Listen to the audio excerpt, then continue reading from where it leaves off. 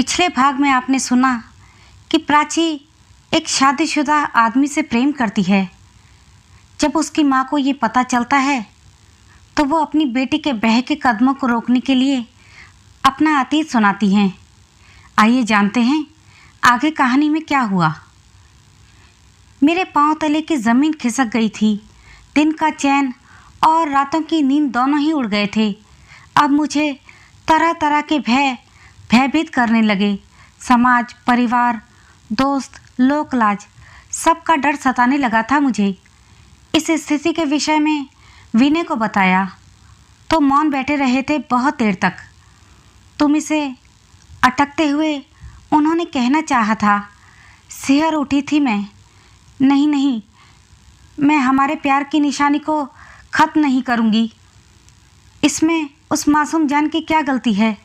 फिर आनन फानन में ही अपने कुछ मित्रों की उपस्थिति में हमने विवाह की रस्म निभा ली थी, जबकि हम दोनों ही जानते थे कि यह अर्थहीन है।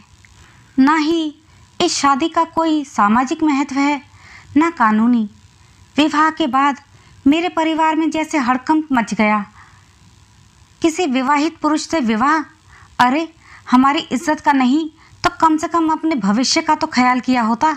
एक शादीशुदा पुरुष प्यार और ऐशो आराम भले ही दे दे, पर मान सम्मान और सुरक्षा का एहसास नहीं दे सकता। कितनी मुश्किलों से पढ़ाया लिखाया, सब मिट्टी कर दिया। यदि अपनी मर्जी से ही शादी करनी थी तो चुनाव तो सोच समझ कर करना चाहिए था। किसी को मुंह दिखाने के लायक नहीं छोड़ा हमें। जानती हो, किसी शादीशुदा आदमी से जुड़ी दूसरी औरत को किस नाम से पुकारा जाता है? आगे के शब्द भले ही माँ के मुंह से नहीं निकले थे, पर मेरे कानों में पिघले शीशे की तरह बहने लगे थे। सालों से पाली पोसी बेटी पल भर में सबकी घृणा का पात्र बन गई थी। हर कोई अछूत की तरह मुझे अपने से दूर छिटक देना चाहता था। घर में भाभी अपनी बेटियों को मेरे साय से भी दूर रखने लगी थी कि कहीं उनकी बेटियां भी मुझे देखकर चरित्रहीन न बन जाएं। विनय ने मेरे लिए एक अलग घर की व्यवस्था कर दी थी, जहां कुछ ही घंटे वह मेरे करीब होते थे।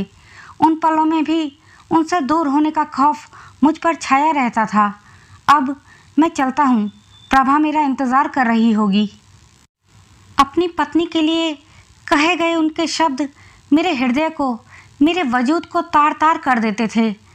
सब कुछ उनकी पत्नी का था। विनय, उनका परिवार, पत्नी का सम्मान। मैं नितांत अकेली और कलंकित पति चोर स्त्री। कभी जी चाहता था कि उन्हें अपने से दूर कर दूं, तो कभी पागलों की तरह उन्हें अपने आलिंगन में कसकर जकड़ लेती थी। साथ तो मुझे उनका ठीक से मिल नहीं पा रहा था। धीरे धीरे प्रेम भी दम तोड़ता नजर आने लगा था। उनकी पत्नी का स्नेह भरा प्रेम और उनका परिवार उन्हें वापस अपनी ओर खींचने लगा था। मेरी पकड़ दिन ब दिन ढीली पड़ती जा रही थी। इधर मेरे सोचने की दिशा में भी परिवर्तन हुआ और मैं प्रभा की मनोस्थिति का अनुमान लगाने लगी। कितना आहत होता होगा उसका हृदय, यह सोचकर कि एक दूसरी औरत उसके अधिकार क्षेत्र में प्रवेश कर उसके पति की अंकशायनी बन गई है। अपने पति को बंटता देख कितनी बिखरी होगी वो, और भी न जाने कितनी बातें सोचते सोचते मुझे खुद से घिन आने लगी। कितनी स्वार्थी हो गई थी मैंने बस अपने दिल की चाह देखी। खैर, प्रभा तो पराई थी। मैं तो अपने जन्मदाता के हृदय की पीड़ा को भी नहीं समझ पाई, जो आज मेरे कारण स्वयं को लोगों के बीच कितना अपमानित महसूस करते हैं। उनकी सामाजिक पारिवारिक प्रतिष्ठा को मैंने अपने एक कदम से ही धूल में मिला दिया।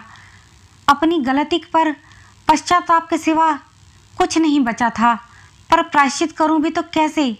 सबसे बड़ी दोषी मैं प्रभा की हूँ। एक स्त्री होकर दूसरी स्त्री के साथ मैंने वो किया जो मैं खुद भी नहीं सह सकती।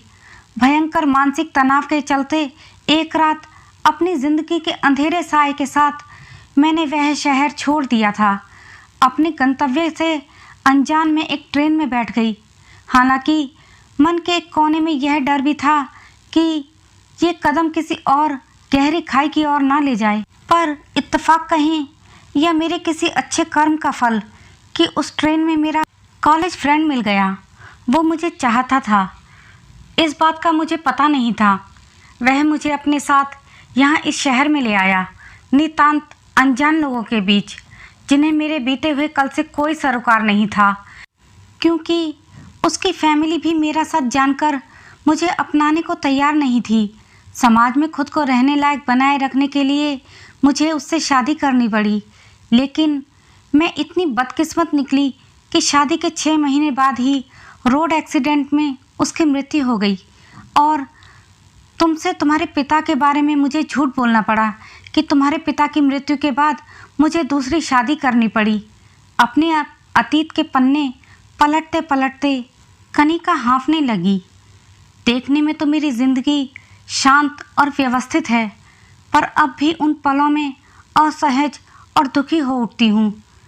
जब किसी स्त्री को गर्व से मांग में सिंदूर सजाए हुए देखती हूँ, हुक उठती है।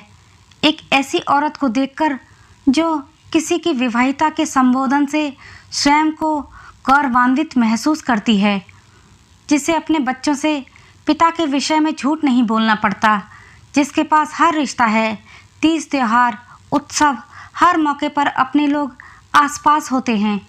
समाज चाहे कितना आधुनिक हो जाए, पर ऐसे रिश्ते हमेशा नाजायज ही रहते हैं।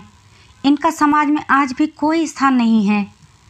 ऐसे रिश्तों के लिए घृणा के सिवाय कुछ नहीं मिलता, और लोगों की नकारात्मक प्रतिक्रिया से तुम्हें भी अपना जीवन कलुषित लगने लगेगा। प्राची, तुम पढ़ी लिखी और समझदार हो, साथ ही आत्मनिर्भर भी। अपने निर्णय स्वयं करने का अधिकार है तुम्हें। इसीलिए मुझे उम्मीद है कि तुम अपनी ज़िंदगी में ऐसा कोई कदम नहीं उठाओगी जो तुम्हारी आने वाली ज़िंदगी को नासूर बना दे। कनिका ने प्यार और सांत्वना भरे स्पर्श के साथ कुछ पल प्राची के कंधे पर हाथ रखा और फिर धीमे कदमों से अंदर कमरे में जा निढाल हो बिस्तर पर लेट गई। उसका संपूर्ण तन मन अतीत की असहनीय पीड़ा से करहा उठा था।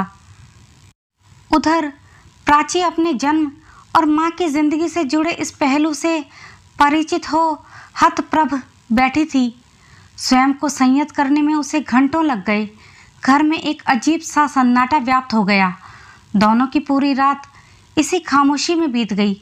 अगली सुबह रात्रि के अंधकार की मलिनता का कोई अंश शेष न था। उसका चेहरा पूरी तरह शांत था।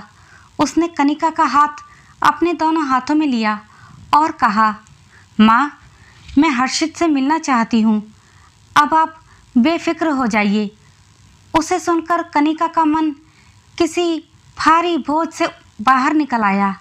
उसने गहरे भंवर की ओर बढ़ते अपने बेटी के बहकते कदमों को पहले ही